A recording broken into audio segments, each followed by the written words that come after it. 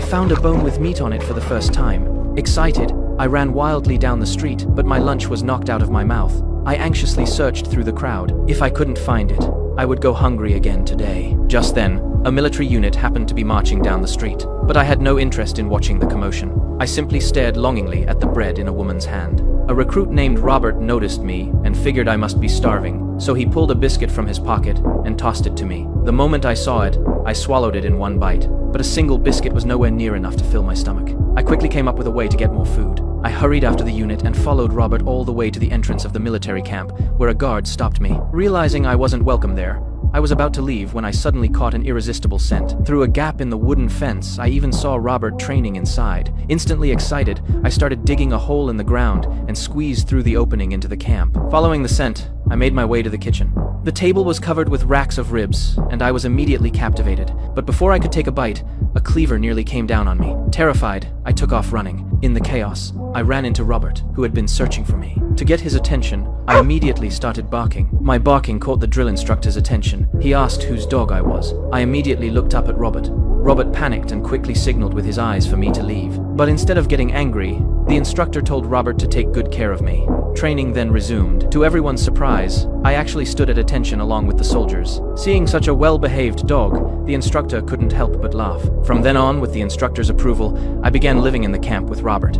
Every day, I trained alongside the soldiers. At first, I was a little confused, but as time passed, I not only learned to understand commands and perform the corresponding actions, but I also did exceptionally well during intense training. At the same time, I became a valuable helper around the camp. Whenever the soldiers finished target practice, I would carry the targets back for the instructor to inspect. Everyone liked me very much, and they gave me the name Stubby. One day, a general suddenly arrived to inspect the camp. When he saw me, he became furious and demanded to know why there was a dog in the military camp. This time, Robert bravely stepped forward. He told the general that I was his dog and gave him a formal salute. When I saw Robert salute, I copied him and gave one myself. The truth was, I didn't really understand what a salute meant. As a dog, I was simply showing my remarkable social intelligence. I knew that if I copied my owner's actions, I might earn the approval of the highest-ranking officer present. Seeing this, the general immediately looked at me differently and officially allowed me to remain in the camp as a soldier. Then one day, the soldiers received orders from headquarters. They were about to be sent to a dangerous battlefield, but the general wanted me to remain behind in the camp. Robert immediately became worried. I seemed to sense something was wrong, but there was nothing I could do except watch Robert leave.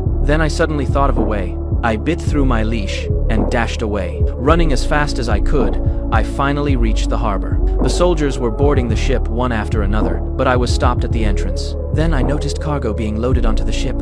I quietly slipped over and crawled into a crate. Afterward, I secretly made my way into the soldiers' quarters and used my keen sense of smell to find Robert's bunk. Robert was overjoyed to see me, but he was also worried. We had to find a way to hide me. However, the commander still discovered us. Seeing that things were going badly, I immediately put my special talents to use. In the end, not only was I not thrown off the ship, but I was also awarded my own military tag because of what I did. After a long march, we soon arrived at the battlefield. The air was filled with the smell of death. For me, with my extraordinary sense of smell, every second was a test of my physical limits. The soldiers stationed there had low morale, but I didn't care. As soon as I arrived, I used my special ability to drive away the rats that were stealing the soldiers' rations. Before long, however, I witnessed the cruelty of war with my own eyes. Countless artillery shells rained down from the sky one after another. Robert quickly shielded me with his body, allowing me to survive the bombardment. When the smoke finally cleared, I was no longer afraid. Using my sharp sense of smell, I located a soldier buried beneath the rubble.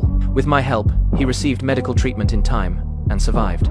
Lying on a stretcher, he repeatedly thanked me. Later, while accompanying the soldiers on a reconnaissance mission, I suddenly discovered that the enemy was preparing a gas attack. We had to return immediately and warn the rest of the unit so everyone could prepare their protective equipment. But unexpectedly, we were ambushed on the way back. At the critical moment, I lunged at Robert. Although he was completely unharmed, his horse was startled and lost control. Seeing the situation become critical, Robert took out his gas mask and signaled for me to return and warn the others. I instantly understood what he meant and raced back toward the unit. Not long afterward, the enemy launched the first gas shell. Green poisonous gas quickly spread through the sky. At the crucial moment, I rushed back into the trench.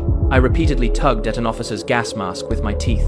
The officer immediately understood what I was trying to tell him, quickly put on the mask, and sounded the alarm. But I didn't stop there. I used my mouth to pull gas masks out of the supply crates one by one, warning everyone to take protective measures. Thanks to my help, not a single soldier in the entire unit was injured. However, at that very moment, the enemy launched another gas shell. The poisonous cloud became even thicker and began drifting toward a nearby residential area.